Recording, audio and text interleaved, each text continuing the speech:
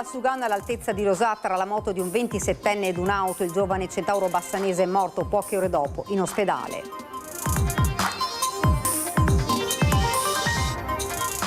Con il furgone contro un camion, violento tamponamento in A4, morto un autista polacco tra San Stino e Portogruaro. Nel pomeriggio tir si ribalta a Villesse, conducente ferito, autostrada chiusa. Cadavere carbonizzato ritrovato in una canaletta e gialla a Codroipo. Sul posto taniche di benzina e Acenino, tutte le piste sono aperte. L'ondata di caldo in arrivo in Veneto nel weekend, temperature fino a 40 gradi e notti tropicali, l'estate più torrida dal 1992 secondo i dati ARPAV. A Padova un ladro che aveva appena compiuto una spaccata in un ristorante giapponese è stato arrestato grazie all'intervento di una dipendente che ha richiamato la polizia. Overtourism sulle Dolomiti, cominciano a farsi spazio ipotesi di contingentamento nei luoghi più frequentati da Auronzo, proposta di numero chiuso per le 3 cime di Lavaredo. Supera i 5 milioni di euro l'incasso del Comune di Venezia con il contributo d'accesso del 2026. Nei piani futuri dell'amministrazione ci sono un aumento dei giorni a pagamento e anche del prezzo fino a 50 euro. Mondiali scherma, nel fioretto donne vince il Veneto con Martina Favaretto che conquista l'oro battendo la connazionale Arianna Rigo e così l'Italia guida il medagliere dopo le prove individuali.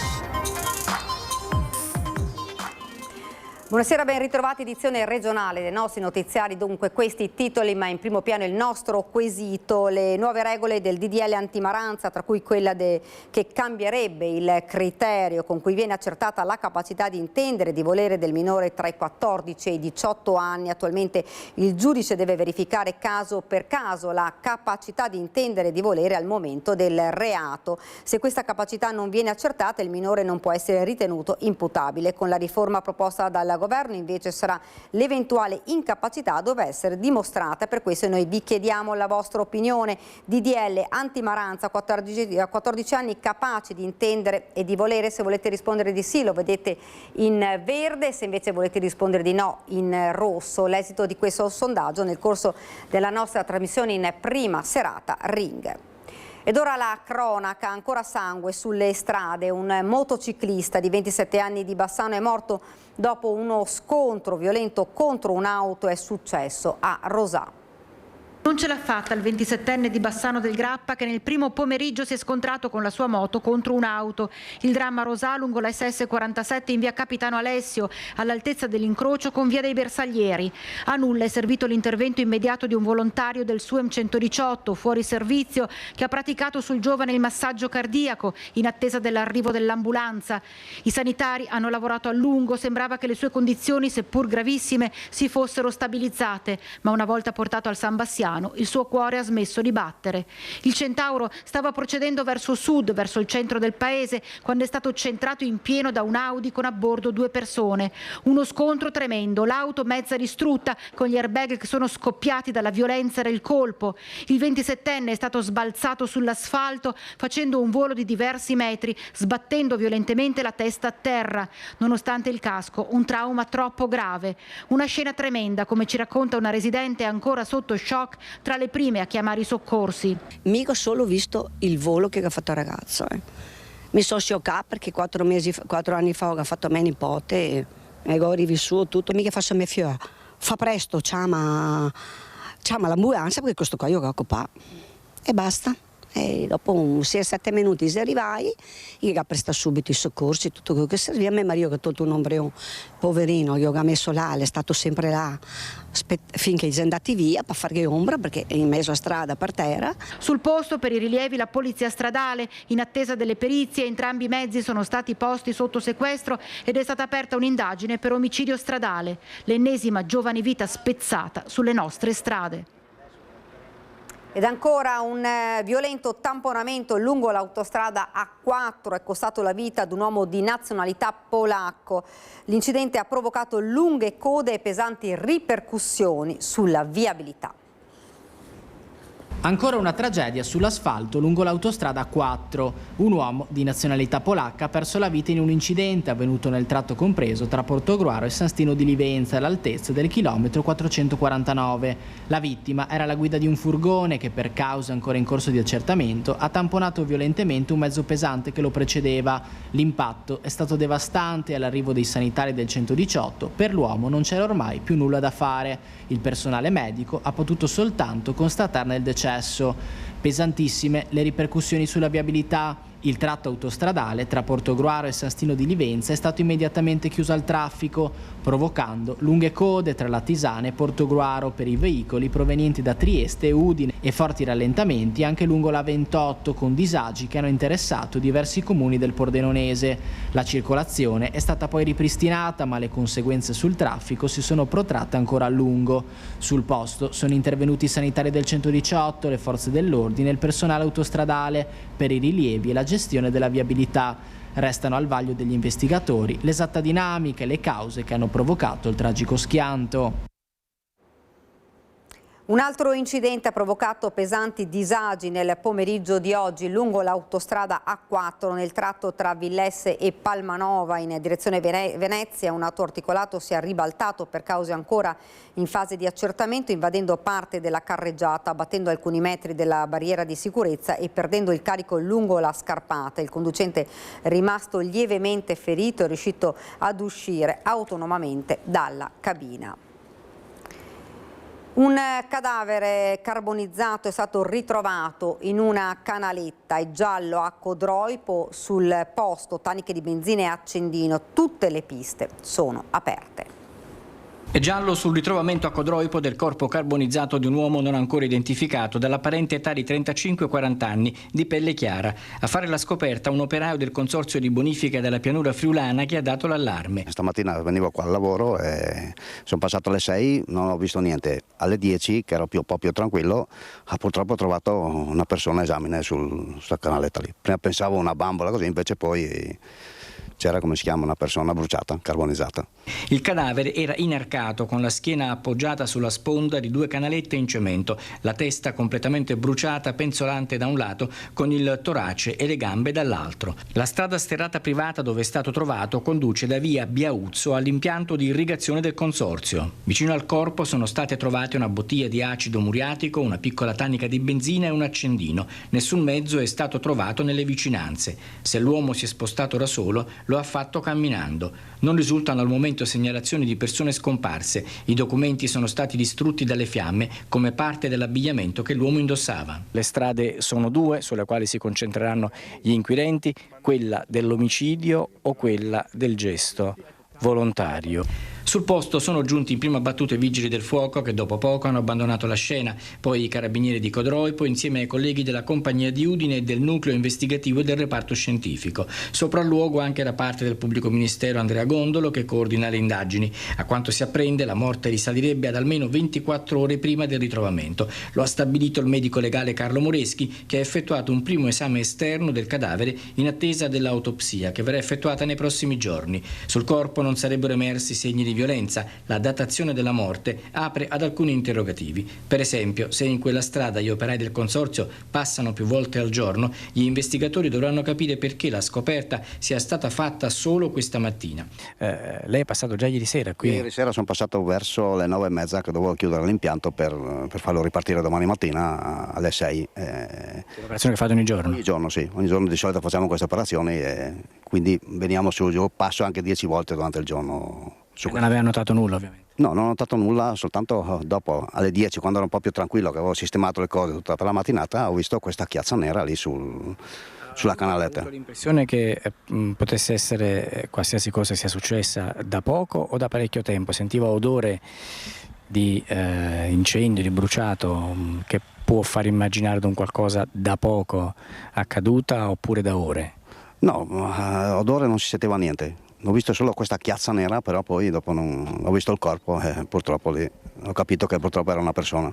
Un elemento in più per non abbandonare la pista dell'omicidio, che al momento viene valutata nella stessa misura di quella del gesto volontario.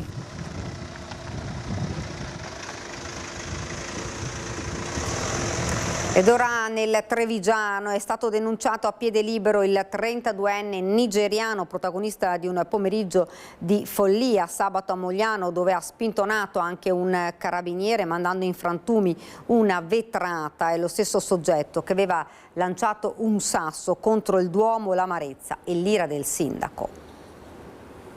Continuiamo assolutamente a controllare questi soggetti, questo in particolare perché ahimè è tornato a piede libero. Fortunatamente nessuno si è fatto male e assolutamente insomma ci siamo, però si fa fatica, tanta fatica. C'è un misto di rabbia e amarezza nelle parole del sindaco Davide Bortolato dopo il sabato ad alta tensione vissuto tra il piazzale antistante il Cadoro di via Zermanesa e il Bar Verdi di via 24 Maggio nel cuore di Mogliano. Sono circa le 7 della sera quando un uomo si scoprirà poi nigeriano di 32 anni va in escandescenza all'esterno del supermercato inveendo contro dei clienti.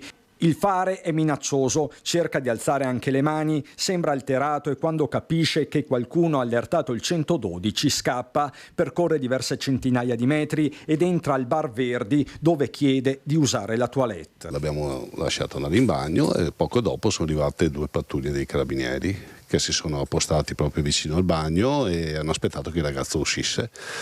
Appena uscito hanno cominciato a parlare, dopodiché il ragazzo, visto che si vede dalle telecamere che ha proprio spinto un carabiniere che è andato a sbattere addosso la vetrata, che è un divisorio tra la tabaccheria, cioè tra noi e i clienti. Ha rotto il vetro. L'uomo viene bloccato, scatta la denuncia per resistenza e oltraggio a pubblico ufficiale, non abbastanza evidentemente per finire in carcere, eppure si tratta di un volto ormai noto. A fine giugno aveva scagliato anche dei sassi contro il Duomo, il video era diventato virale. Sì, è lo stesso perché è ben riconoscibile, cioè uno che gira a luglio con una giacca a vento, incappucciato, si riconosce. Speriamo insomma che ci sia un nuovo fermo e si riesca a fare qualcosa per questa persona. È a piede libero e quindi potrebbe essere già tornato a Mogliano? Assolutamente sì, speriamo di no. Ci turba tantissimo perché noi siamo qua che lavoriamo e vorremmo stare in pace e purtroppo vediamo che capitano spesso faccende del genere, specialmente stranieri anche che vengono qui e magari sono un po' alterati, cerchi di calmarli, cerchi di evitare, noi magari chiudiamo anche prima il bar per evitare che alla sera, perché normalmente succede verso sera queste cose qua. A Padova un ladro che aveva appena compiuto una spaccata in un ristorante giapponese è stato arrestato grazie all'intervento di una dipendente che ha chiamato la polizia. Cosa hai visto? Perché io sopra era la mia casa, io ho sentito rumore 3 volte, qualcosa porta a stare come facendo così. Allora ho sentito questo rumore, ho chiamato mia titolare di mio ristorante, lei ha chiamato la polizia. E tu hai ripreso tutto col cellulare e hai dato il video alla polizia, giusto? Sì. I rumori forti nel cuore della notte l'hanno svegliata. Dalla sua finestra ha visto il ladro che spingeva contro la vetrina e stava per entrare nel ristorante dove lavora. Pochi istanti e col cellulare ha filmato tutto, con un altro telefono invece ha chiamato la titolare e la polizia. Le immagini registrate da questa ragazza sono state fondamentali per individuare l'uomo. Gli interventi della polizia alle 4 del mattino di domenica, la porta d'entrata del ristorante Sushi all'angolo tra via Raggio di Sole e Corso Milano a Padova forzata. All'interno il ladro che era scappato aveva fatto razzia di costose bottiglie di champagne, un cellulare e un orologio. La sua fuga in sella ad uno scooter con il volto coperto dal casco però era stata ripresa da una dipendente del locale che vive sopra il ristorante. La ragazza ha mostrato agli agenti le immagini che vengono condivise tra gli equipaggi impegnati nel controllo del territorio. Un'ora dopo nel quartiere Arcella una volante vede un uomo corrispondente all'identikit proprio vicino al Borgo Magno mentre si allontana dal parcheggio a Piani, il Central Park. È qui che i poliziotti trovano lo scooter ripreso dal video della dipendente del ristorante. Nascoste sotto la sella le bottiglie di vino rubate. Anche il motorino è risultato provento di furto qualche giorno fa in zona Ospedali. L'uomo, un 37enne marocchino con numerosi precedenti per furti e droga, è stato così arrestato. Il questore ha anche attivato l'ufficio immigrazione per la revoca del permesso di soggiorno. La refurtiva si aggirava attorno ai 2.000 euro. Ed ora è il caso di un'osteria padovana che espone la bandiera palestinese dopo aver ricevuto una prenotazione, riceve una disdetta perché i clienti avevano ospiti israeliani. Il web si divide tra chi li sostiene e chi li attacca.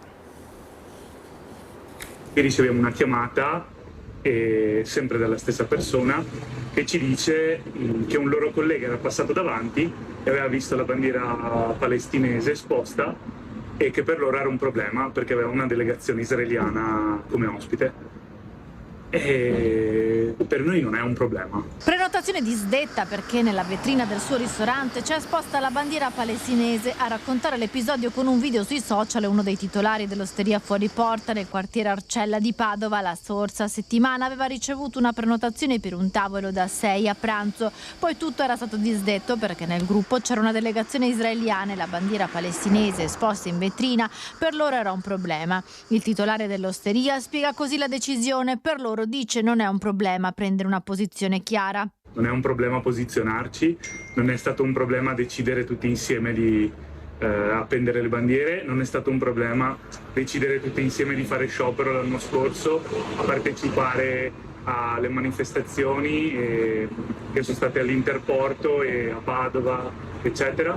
Quindi per noi non è assolutamente un problema. Se per qualcuno è un problema il fatto che noi sosteniamo un popolo vittima di genocidio, con migliaia di bambini massacrati, migliaia di civili inermi massacrati, non venite a mangiare qua. Dopo la pubblicazione del video, però, sono arrivati più di 9.000 commenti ai titolari dell'osteria di Fuori Porta. E gli utenti si dividono. In molti sostengono la scelta del ristorante di esporre la bandiera del popolo palestinese. Fate bene, verremo presto. Ma c'è anche chi esprime contrarietà e considera la scelta non adatta ad un locale. Nessun commento della comunità ebraica padovana. Dopo i temporali dei giorni scorsi si annuncia una lunga fase di alta pressione con progressiva intensificazione del caldo, termometri in costante crescita fino al culmine atteso nel corso del fine settimana. Tra venerdì e domenica le massime diurne potranno toccare i 34-40 gradi in pianura, notti tropicali con termometro ben al di sopra dei 20 gradi su gran parte della regione. La prima metà dell'estate meteorologica 2026 risulta la più calda mai registrata dalla rete osservativa dal 1992, fa sapere l'assessore alla protezione civile Elisa Venturini. Da giorni si discuteva del proliferare delle alghe lungo il canale Battaglia nella bassa padovana, ora sono intervenuti i mezzi per pulirlo.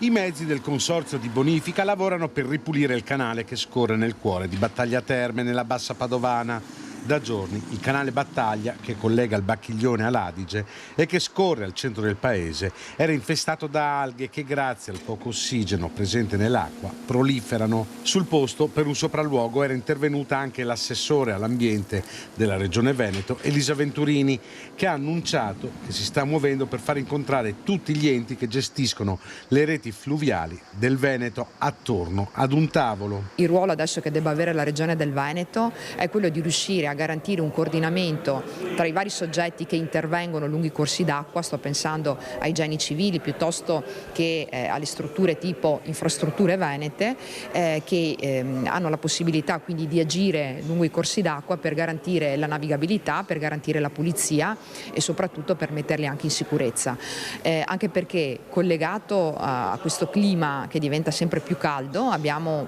anche dei problemi magari dal punto di vista sanitario. Allora bisogna prevenirli e creare le condizioni perché ciò non succeda. Il proliferare delle alghe è uno dei fenomeni legato ai cambiamenti climatici, in cui fasi di siccità si alternano ad eventi temporaleschi particolarmente violenti, con pioggia e vento forte. Ogni volta, anche qui, abbiamo un'allerta gialla, abbiamo centinaia di richieste ai vigili del fuoco, se non alla protezione civile, di intervenire per questi alberi che continuano a cadere. Però anche questo è un effetto del cambiamento climatico, perché il grande calore che abbiamo registrato anche nei giorni e nelle settimane passate e che avremo anche, ha delle ripercussioni sugli alberi. E il risultato è che poi questi si schiantano, cadono, con le conseguenze anche qui, ogni volta sperando che non succeda mai qualche evento negativo. Overtourism, in una estate da tutto esaurito in Dolomiti cominciano a farsi spazio ipotesi di contingentamento nei luoghi più frequentati.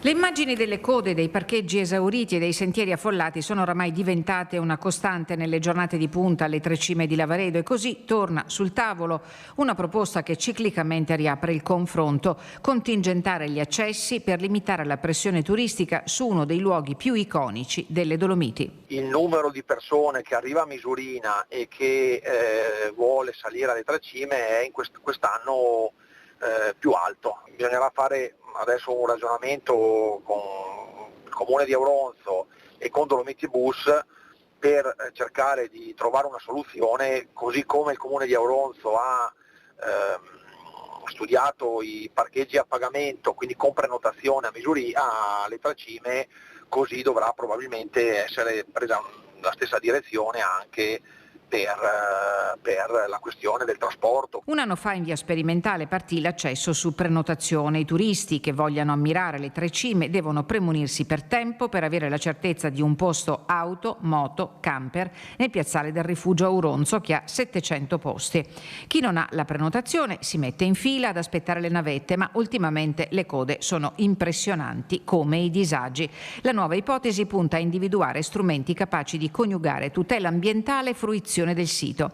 Tra le possibilità, oltre alla prenotazione, un tetto massimo di ingressi giornalieri o una gestione più rigorosa della mobilità verso il rifugio Auronzo.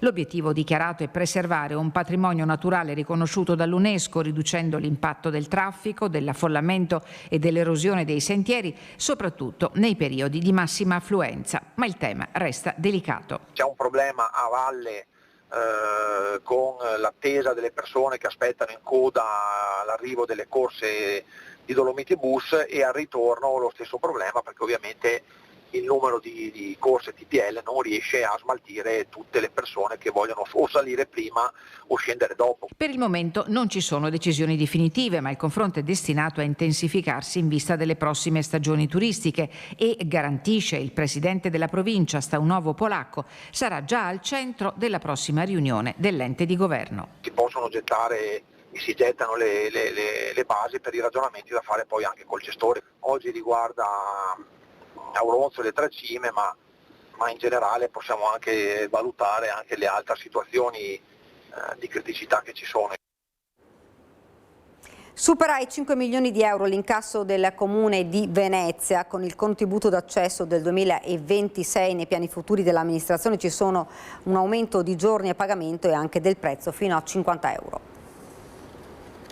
Quello appena trascorso è stato l'ultimo fine settimana del contributo d'accesso a Venezia per il 2026. Arrivato alla terza stagione di applicazione, il contributo d'accesso è ancora ufficialmente un provvedimento in fase sperimentale. Di fatto rappresenta un meccanismo complesso che pare avere superato la fase di rodaggio e assunto i caratteri di una strutturalità sempre più diffusa.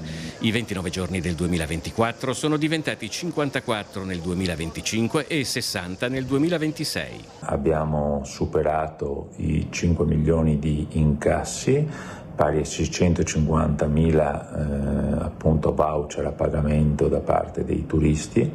Riusciamo fortunatamente a togliere pressione giornaliera sulla città, infatti rispetto a altre città dove il turismo giornaliero è cresciuto molto di più, a Venezia siamo riusciti se non altro a tenerlo a dei livelli molto più bassi. Sicuramente non ha alcuna efficacia rispetto alla limitazione dei flussi turistici, impatta pochissimo rispetto a quello che è un tema veramente importante invece, che è quello del decoro.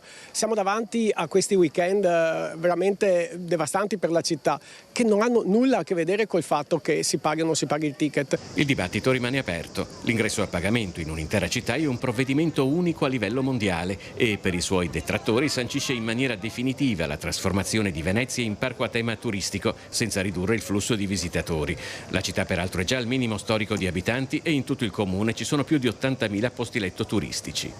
Di diverso avviso l'amministrazione comunale, che prevede anzi per il futuro un ulteriore aumento dei giorni in cui il ticket sarà in vigore e non solo. Cercheremo anche di impostare il contributo d'accesso per il prossimo anno, sia in termini di giornate, sia in termini di periodi e sia in termini anche di pagamento, alzandolo rispetto ai 10 euro massimi che sono previsti ad oggi. Già paventata in campagna elettorale dal sindaco Simone Venturini l'ipotesi di aumentare il ticket dai 50 o 10 euro attuali fino a 30 o 50 euro in determinate giornate dovrà passare necessariamente per il governo.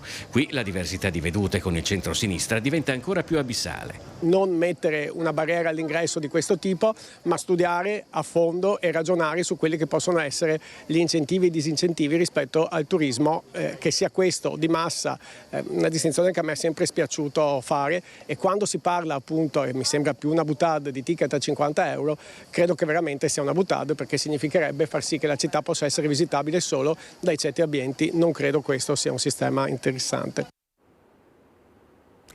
Mondiali scherma nel fioretto donne, vince il Veneto con Martina Favaretto che conquista l'oro battendo la connazionale Arianna Enrigo, e così l'Italia guida il medagliere dopo le prove individuali.